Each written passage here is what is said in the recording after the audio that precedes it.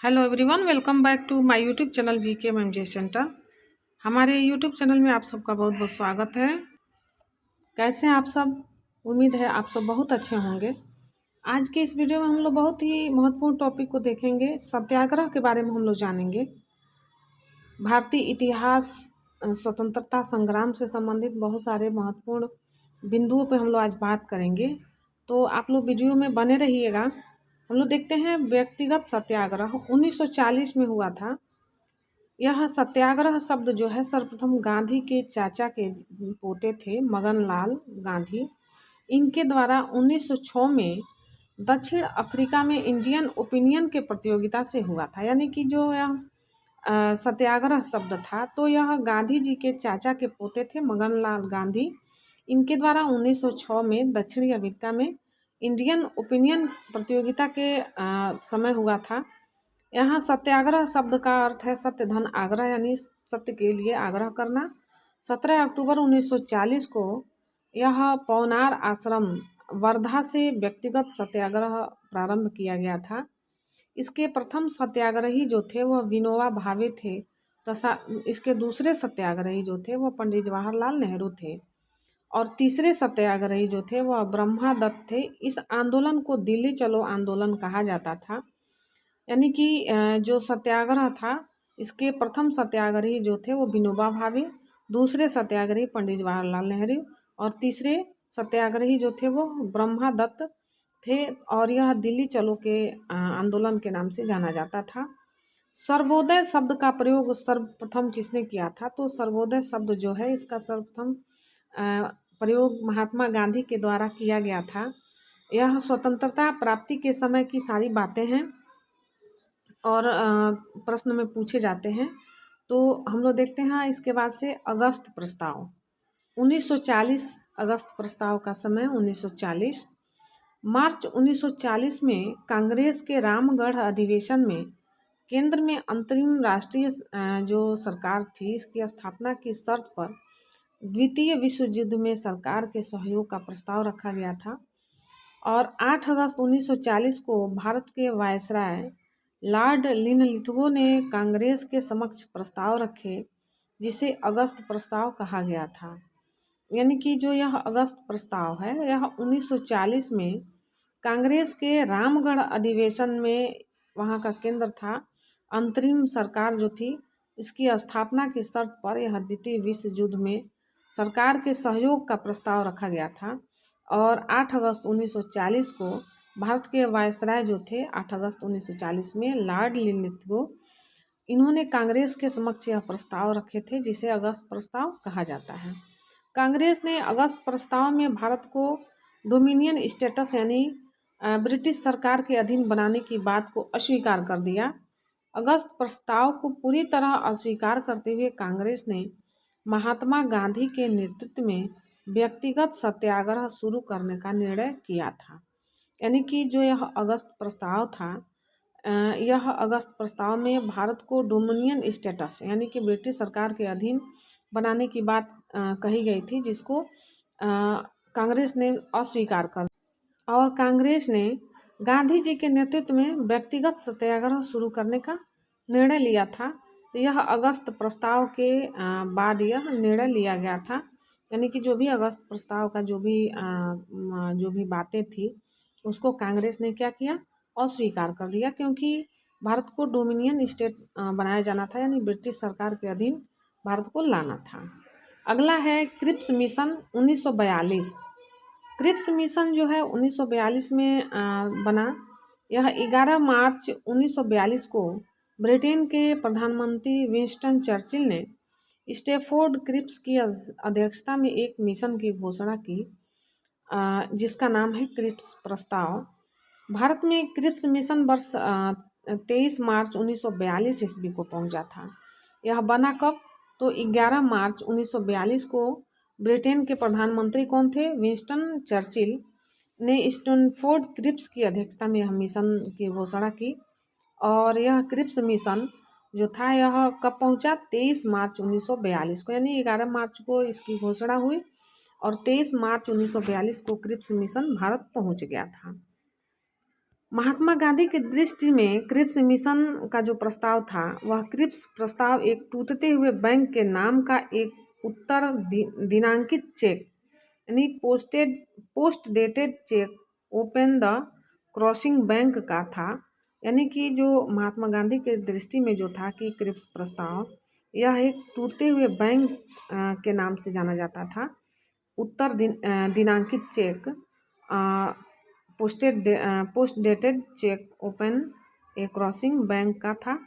यह जो था लॉर्ड लिथिगो जो था यह महात्मा गांधी के आंदोलन को राजनैतिक फिरौती कहा था। क्या कहा था? लॉर्ड लिथिगो जो था यह महात्मा गांधी के आंदोलन को राजनैतिक फिरौती का नाम दिया था, यानी राजनैतिक फिरौती कहा था, क्योंकि गांधी जी ने यह जो क्रिप्स प्रस्ताव था उसको अस्वीकार कर दिए थे। इसके बाद से भारत छोड़ो आंदोलन 1942 में यह शुरू हुआ था। नारा था करो या मरो, महात्मा गांधी के द्वारा यह नारा दिया गया था। और भारत छोड़ो यूसुफ मेहर अली के द्वारा ये नारा दिया गया था। 14 जुलाई 1942 को कांग्रेस कार्य समिति द्वारा भारत छोड़ो आंदोलन का प्रस्ताव वर्धा के जो महाराष्ट्र में वर्धा है यहाँ पे पारित किया गया था। यानी कि कांग्रेस की कार्य समिति द्वारा भारत छोड़ो आंदोलन का प्रस्ताव कब पारित किया गया था? तो 14 जुलाई 1942 को पारित किया गया था। भारत छोड़ो आंदोलन बम्बई के ग्वालियर टैंक मैदान में महात्मा गांधी के नेतृत्व में आरंभ हुआ था। इसे अगस्त क्रांति कहा जाता था। यानी कि भारत छोड़ो आंदोलन 8 अगस्त 1942 को बम्बई के ग्वालियर टैंक मैदान में पारित किया गया। किसके द्वारा? तो महात्मा गांधी के द्वारा। और इसको क्या कहा गया भारत छोड़ो आंदोलन को? तो अगस्त क्रांति कहा गया, यानी कि अगस्त क्रांति नाम दिया गया था। भारतीय राष्ट्रीय कांग्रेस ने भारत छोड़ो आंदोलन प्रस्ताव जो पारित किया वो कांग्रेस अध्यक्ष मौलाना अबुल कलाम आज़ाद द्वारा पारित किया गया था। ये कांग्रेस के सबसे लंबे कार्यकाल में लगातार 6 वर्षों तक युवा अध्यक्ष रहे थे। यह जो मौलाना अबुल कलाम आज़ाद जो थे वह कांग्रेस में 6 वर्षों तक यह अध्यक्ष के रूप में थे और ये युवा अध्यक्ष के रूप में थे। और ये सबसे लंबे कार्यकाल में लगातार ये थे मौलाना अबुल कलाम आज़ाद।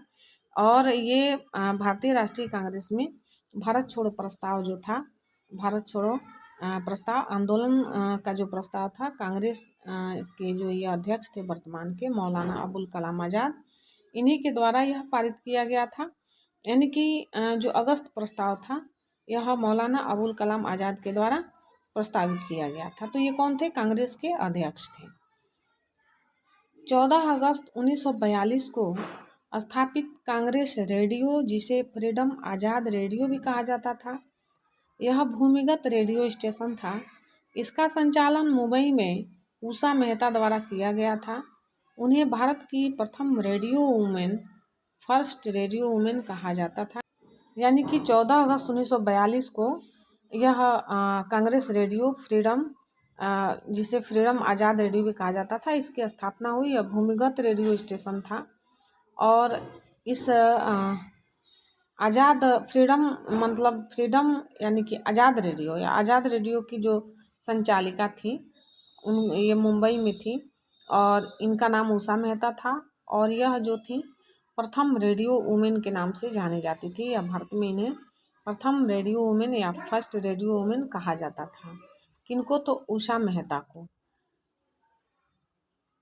इसके बाद राम मनोहर लोहिया ने और B.M. खाकर द्वारा भूमिगत कांग्रेस रेडियो का संचालन किया गया। 12 नवंबर 1942 को रेडियो स्टेशन जो था सरकार द्वारा जब्त कर लिया गया। जो ब्रिटिश सरकार थी इसके द्वारा 12 नवंबर 1942 को रेडियो स्टेशन को जब्त कर लिया गया। भारत छोड़ो आंदोलन के समय इंग्लैंड के प्रधानमंत्री जो थे ब्रिस्टल चर्चिल थे और अमेरिकी जो महात्मा गांधी के साथ थे वह भारत छोड़ो आंदोलन के दौरान यह अमेरिकी पत्रकार जो थे यह महात्मा गांधी के साथ थे और उनका नाम क्या था? तो लुई फिशर था, जिसे गांधी जीवनीकार भी कहा जाता था। डॉक्टर राजेंद्र प्रसाद को 9 अगस्त 1942 को गिरफ्तार करके बांकीपुर जेल में भेज दिया गया। यानी राजेंद्र प्रसाद को कब गिरफ्तार किया गया? तो 9 अगस्त 1942 को गिरफ्तार किया गया। और कहाँ भेजा गया? तो बांकीपुर जेल में इनको भेजा गया था। उसके बाद से 8 अगस्त 1942 को महात्मा गांधी, मौलाना अबुल कलाम आज़ाद, अन्य नेताओं को ऑपरेशन जीरो आवर के अंतर्गत गिरफ्तार किया गया। तो यह ऑपरेशन जीरो आवर था, एक कानून था। इसके तहत किसको किसको गिरफ्तार किया गया? तो महात्मा गांधी को, मौलाना अबुल कलाम आज़ाद को और इनके साथ जो अन्य नेता थे उनको ऑपरेशन जीरो आवर के तहत गिरफ्तार किया गया। और कब किया गया? तो यह 8 अगस्त 1942 को इन लोगों को गिरफ्तार किया गया। किसके तहत? तो ऑपरेशन जीरो आवर के तहत गिरफ्तार किया गया। और इनके साथ कौन कौन थे? तो गांधी जी थे, मौलाना अबुल कलाम आज़ाद थे और इनके कुछ अन्य सहयोगी नेता थे जिनको गिरफ्तार किया गया था। इसके बाद से शिव कुमार और रामानंद, ये 2 नेता थे, इनको हजारीबाग में गिरफ्तार किया गया। इनको कहाँ गिरफ्तार किया गया? तो हजारीबाग में शिव कुमार और रामानंद को। और भारत छोड़ो प्रस्ताव पारित होने के बाद महात्मा गांधी को आगा खां पैलेस पुणे में कैद किया गया था। यानी भारत छोड़ो प्रस्ताव पारित जब हो गया उसके बाद से महात्मा गांधी को क्या किया गया? आगा खां पैलेस पुणे में जो है वहाँ पे इनको कैद कर दिया गया। किसको? तो महात्मा गांधी को। जयप्रकाश नारायण ने 12 बजे के रात को 12 बजे इसके दौरान ये जेल से फरार हो गए और भूमिगत गतिविधियों को संगठित करने लगे। जयप्रकाश नारायण जो थे वो क्या किए कि 12 बजे रात को ये जेल से फरार हो गए थे। और फरार होने के बाद भूमिगत हो गए और उन्होंने भूमिगत रहकर गतिविधियों को अंजाम दिया और संगठित किया। किसने? तो जयप्रकाश नारायण ने। 7 दिसंबर 1942 को योगेंद्र शुक्ल पटना लाए गए। यानी कि जेल से योगेंद्र शुक्ल को 7 दिसंबर 1942 को पटना लाया गया। स्वतंत्रता संग्राम के दौरान अरुणा आसफ अली जो थी, यह भारत छोड़ो आंदोलन में इसमें भूमिगत रूप से यह सक्रिय रही। इसकी क्रियाकलाप की जो थी यह मुख्य महिला रही। कौन? तो अरुणा आसफ अली, यह भारत छोड़ो आंदोलन में यह भूमिगत रूप से यह शामिल रही। इनको ग्रैंड ओल्ड लेडी के नाम से जाना जाता था। किसको? तो अरुणा आसफ अली को। और ये भूमिगत रूप से जो भारत छोड़ो आंदोलन था इस क्रियाकलाप की ये प्रमुख महिला रही थी। और यह 7 दिसंबर 1942 को योगेंद्र शुक्ल को कहाँ लाया गया था? तो पटना लाया गया।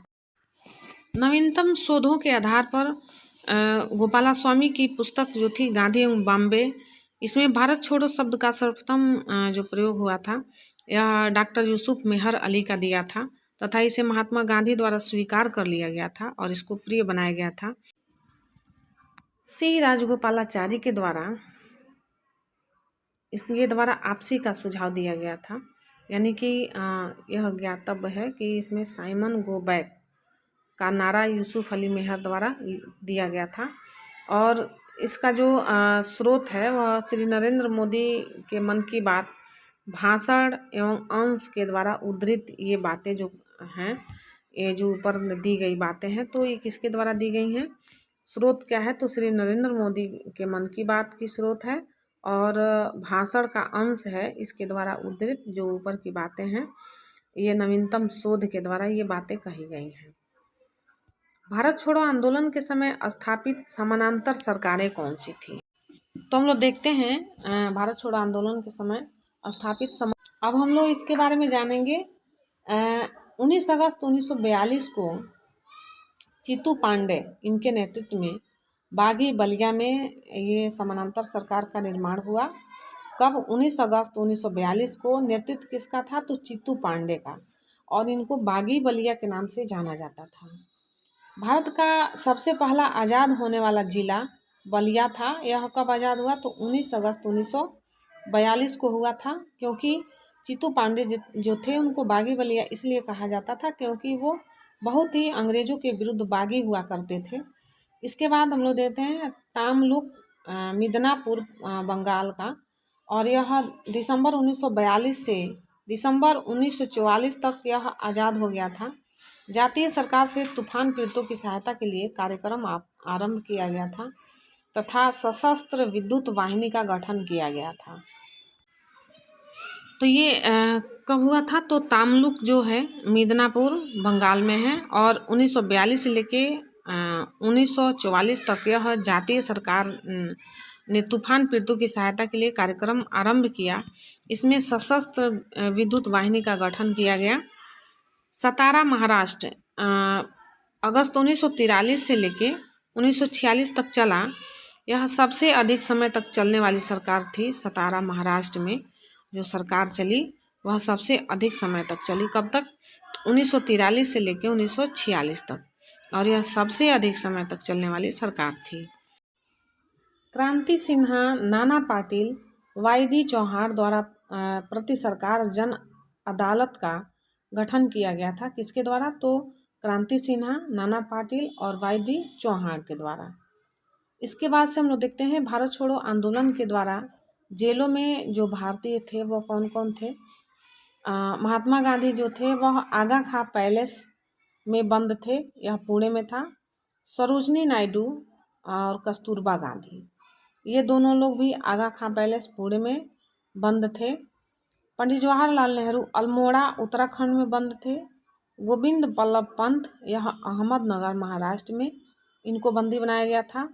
डॉक्टर प्रफुल्ल चंद्र घोष, इनको अहमदनगर महाराष्ट्र में, और पट्टाभी सीतारामैया को अहमदनगर महाराष्ट्र में, डॉक्टर सैयद महमूद को अहमदनगर महाराष्ट्र में, और आचार्य जेवी कृपलानी को भी अहमदनगर महाराष्ट्र में यहाँ पे इनको जेलों में बंद किया गया था। और इनकी जो गिरफ्तारी थी वह गिरफ्तारी हुई थी और इनको जेलों में बंद कर दिया गया था। इसके बाद से डॉक्टर राजेंद्र प्रसाद जो थे इनको बांकीपुर जेल पटना में गिरफ्तार किया गया था। जयप्रकाश नारायण को हजारीबाग झारखंड में गिरफ्तार किया गया था। और अबुल कलाम आज़ाद को बाकुंडा जेल में, यह पश्चिमी बंगाल में है, यहाँ पे इनको गिरफ्तार किया गया था। ये जेल में इतने दिन तक इन जेलों में रहे थे। यह स्पष्टीकरण हम लोग देखते हैं कि कुशल कोबर जो थे असम में यह सक्रिय गांधीवादी थे। 10 अक्टूबर 1942 को गोलाघाट के स्वरूप थार के रेलवे लाइन से स्लीपर हटाने के आरोप में 15 जून 1943 को जौहर घाट जेल में फांसी दे दी गई थी। ये भारत छोड़ आंदोलन के दौरान फांसी की सज़ा पाने वाले एकमात्र व्यक्ति थे। कौन? तो कुशल कोबर।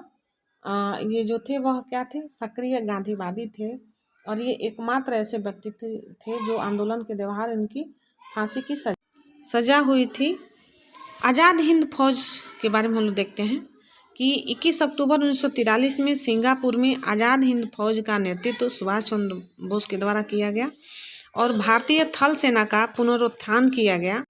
प्रतीक चिन्ह क्या था आज़ाद हिंद फौज का? एक झंडे पर दहाड़ते हुए बाघ का चित्र अंकित था और मार्च गीत था कदम कदम बढ़ाए जा। इसको संगीतबद्ध करने का काम जो था श्रेय राम सिंह ठाकुरी के द्वारा किया गया था। तो आज का यह वीडियो यहीं पे समाप्त होता है। उम्मीद है आप लोगों को वीडियो अच्छा लगा होगा। अगर हमारी वीडियो अच्छी लगती है तो आप लोग हमारे चैनल को सब्सक्राइब करिए, वीडियो को लाइक शेयर कमेंट अवश्य करिए। मिलते हैं हम लोग अगली वीडियो में। Thanks for watching this video. जय हिंद, वंदे मातरम।